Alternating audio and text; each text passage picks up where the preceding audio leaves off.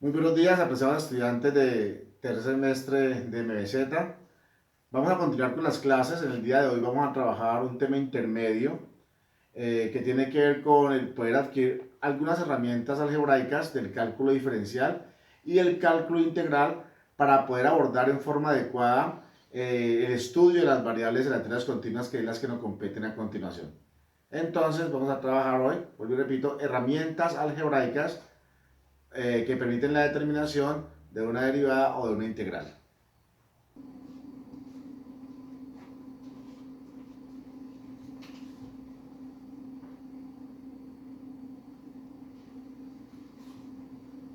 Algunas herramientas algebraicas del cálculo diferencial y del cálculo integral.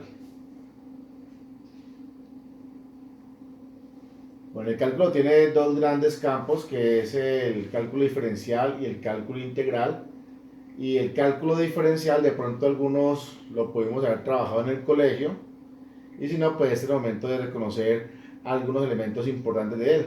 El cálculo diferencial o su centro es el objeto llamado derivada, que tiene que ver, o que su función principal en el campo matemático y en su aplicación tiene que ver con razones de cambio.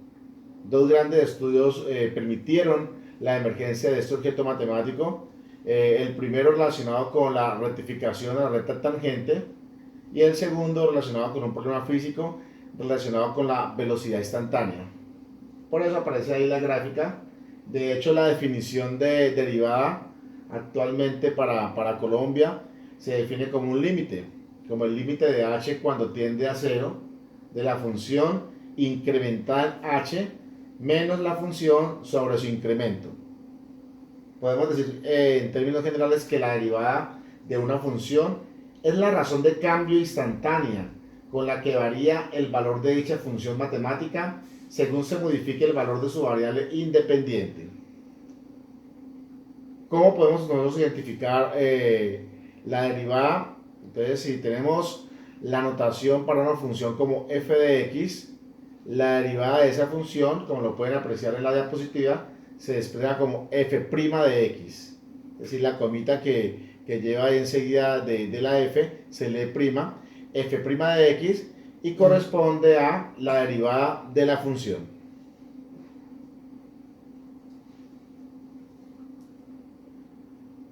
Para la determinación de la derivada a partir de reglas algebraicas tenemos una primera regla que funciona casi que en el desarrollo de cualquier función, denominada la regla de la potencia.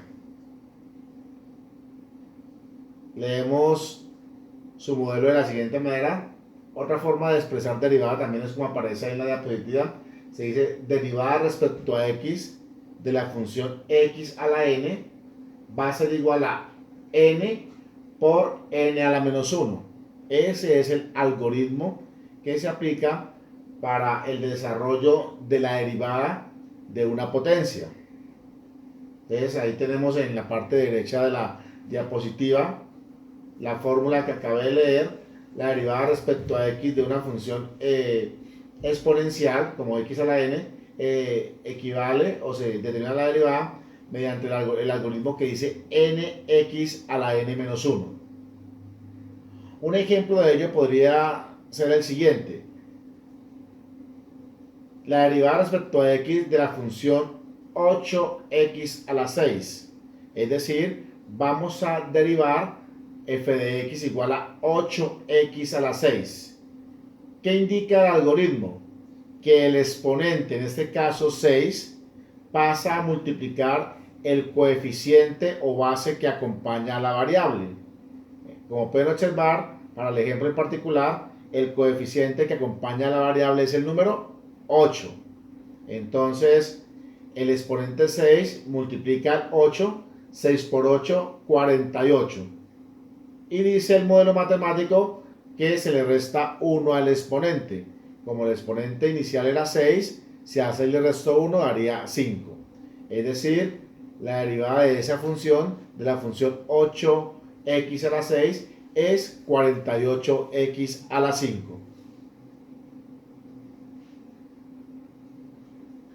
De esta manera entonces podemos mostrar Otros ejemplos, miremos en la parte izquierda de la diapositiva.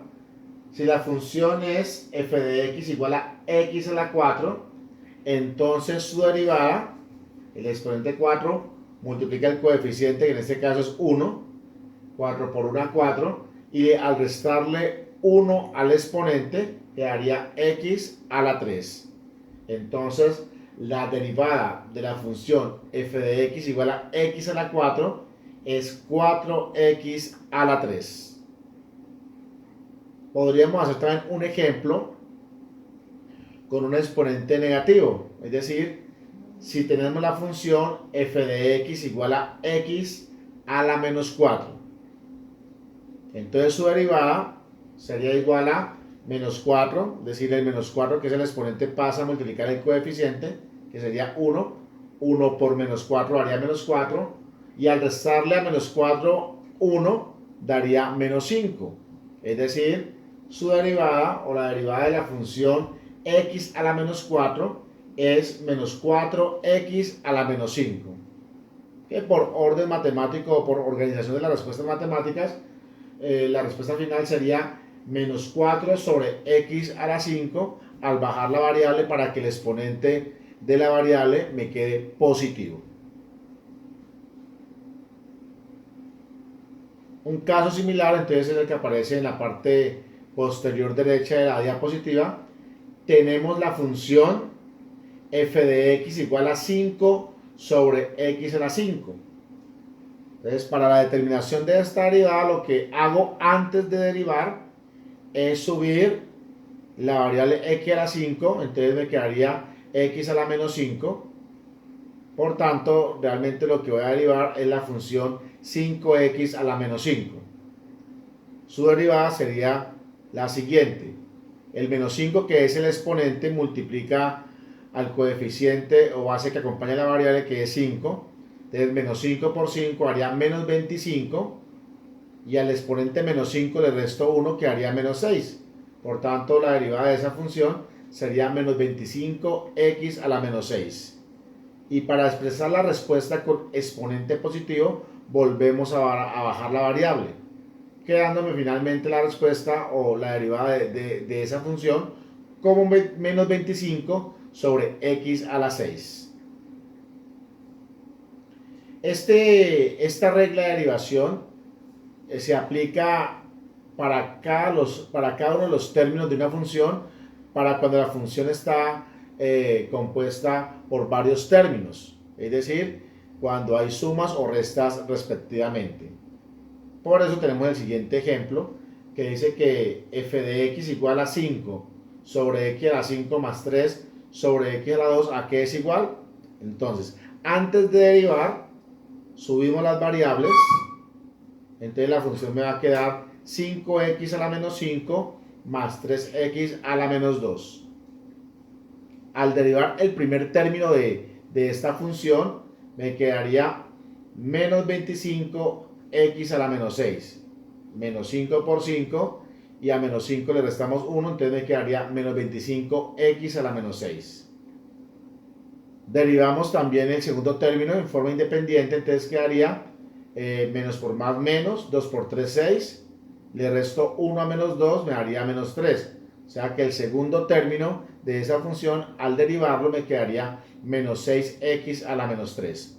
Hasta ahí ya estaríamos derivando la función. Lo que hacemos al final es organizar la respuesta para que los exponentes queden expresados como exponentes positivos. Es decir, bajo la variable nuevamente, quedándome la respuesta final como menos 25 sobre x a la 6, menos 6 sobre x a la 3.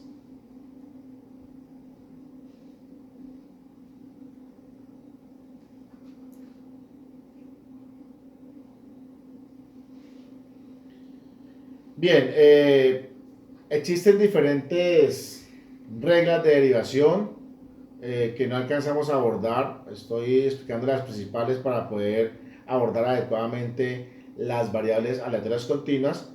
Y entonces aparece una variable o una regla mejor, que debemos tener en cuenta, que es la siguiente: la derivada de una función constante. Es decir, cuando la función no está acompañado de la variable respecto a la cual queremos derivar, entonces su derivada va a ser igual a cero.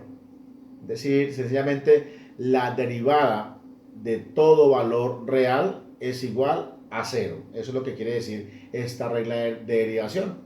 Si f de x, si la función es una constante, es un valor real, entonces su derivada siempre va a ser igual a cero.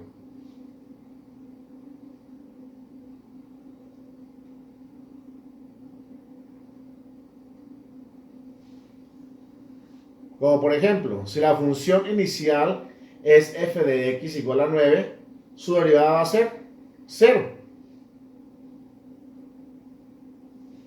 O por ejemplo, si f de x es 3 quintos, su derivada que va a ser igual a 0. O si la función inicial es igual a f de x igual a 45, su derivada va a ser 0. Siempre va a ser 0 cuando no está acompañada de la variable respecto a la cual estamos derivando.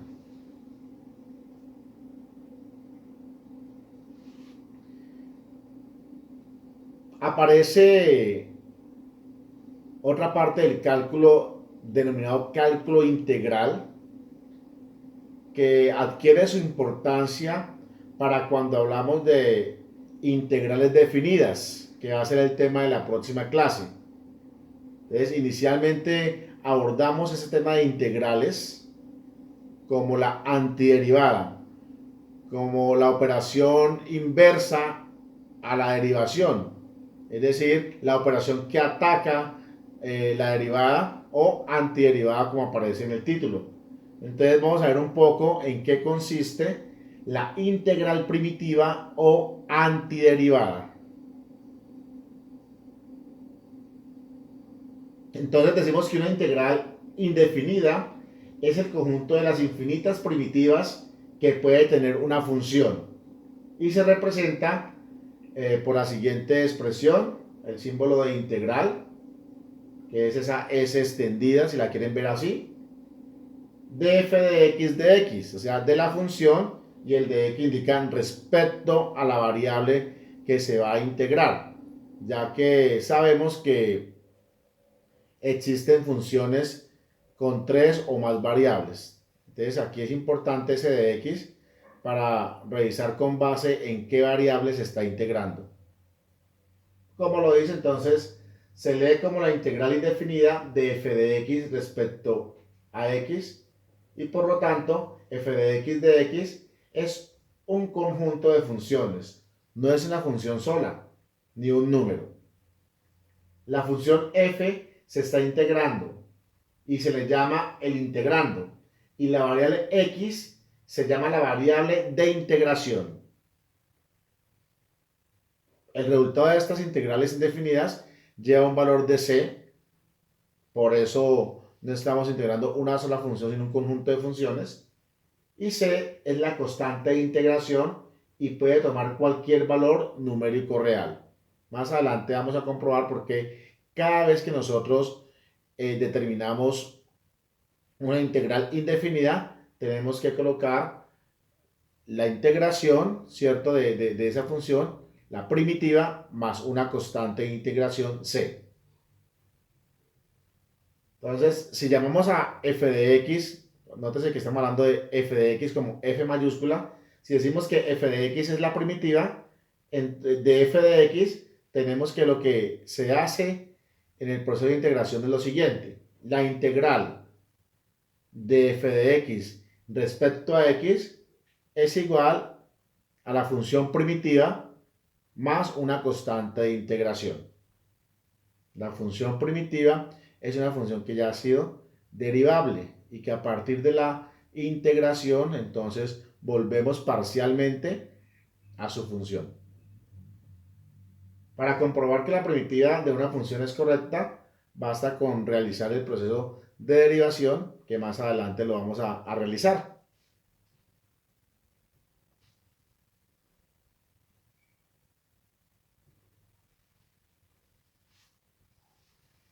El algoritmo general que me permite integrar una función que ya ha sido derivable para volver parcialmente a su estado es el siguiente. Si tenemos la integral de una función exponencial de x a la n respecto a x, la integración equivale a x a la n más 1 sobre n más 1. Es decir que al integrar esta función le incrementamos 1 al exponente sobre el exponente incrementado. La integral de x a la n respecto a x equivale a x a la n más 1, es decir, le incrementamos 1 al exponente sobre el exponente incrementado. Entonces, si hacemos un ejemplo muy sencillo, si la función que vamos a integrar es x a la 6 respecto a la variable x, pues sencillamente lo que dice el algoritmo es auméntele 1 al exponente. Como estamos integrando x a la 6, al sumarle 1 a 6 daría ¿cuánto? 7. Por eso queda x a la 7 sobre el exponente incrementado. Como se incrementó en 7, entonces queda sobre 7 y siempre va más c, es decir, más la constante de integración.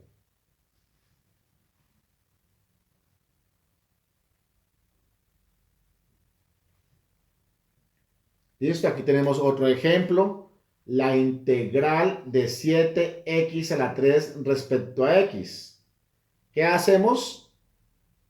Le aumentamos 1 al exponente 3 en este caso. 3 más 1, 4. Por eso la integral de esta función queda 7x a la 4 sobre el exponente incrementado. Como quedó incrementado en 4, entonces quedaría sobre 4 más la constante de integración. Ese es el proceso algebraico para poder determinar en forma indirecta una integral. Al igual que en las derivadas hay unas propiedades para tener en cuenta, y así como dijimos que la derivada de un valor constante es igual a 0, en este caso la integral de un valor constante es igual a ese valor constante por la variable con base en la cual estamos integrando, que en este caso estamos trabajando la variable x.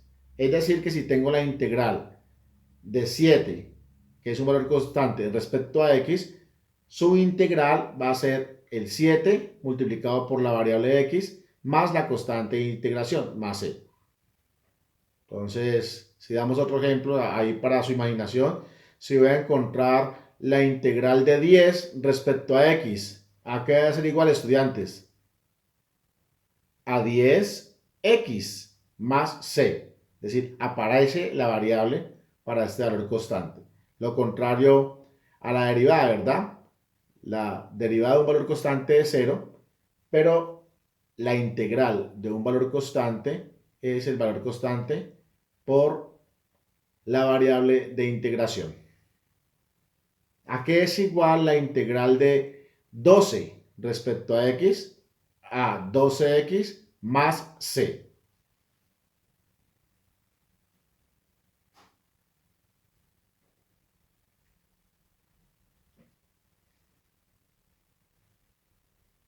De igual manera, este algoritmo funciona y permite determinar la integral de cada término que contiene una función. Es decir, cuando los términos están separados con sumas o con restas respectivamente, encontramos la integral de cada término de la función.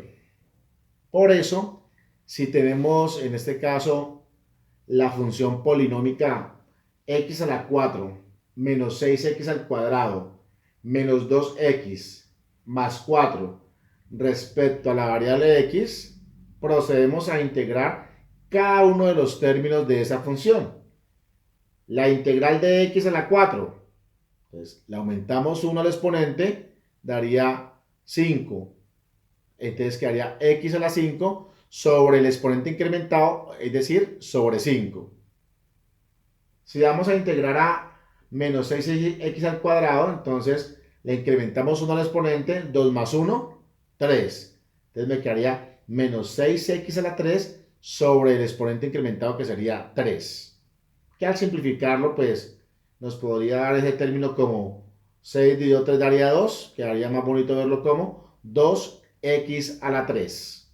Como si se hizo en el tercer término de integración, menos 2x. La integral de menos 2x, entonces quedaría igual a 2 por 2, 4, ¿cierto? Muy bien. 4x. Perdón, estoy hablando de menos 2x, ¿no? Perdón, quedaría menos 2x a la 2 sobre 2. ¿Sí? Estoy hablando del tercer término, el término menos 2x. La integral de menos 2x es igual. Recordemos que cuando no hay un exponente en la variable, asumimos que el exponente es 1. Es decir, tenemos x a la 1 ahí. 1 más 1 sería 2. Por eso la integral del tercer término de esta función, o sea, de menos 2x, es menos 2x a la 2 sobre 2. Como arriba tenemos la base 2 y nos quedó sobre 2, se cancela el 2 con el 2, quedando solamente menos x al cuadrado, simplificando. Y el cuarto término, la integral de 4, como es un valor constante, será igual a 4x y siempre más la constante de integración c.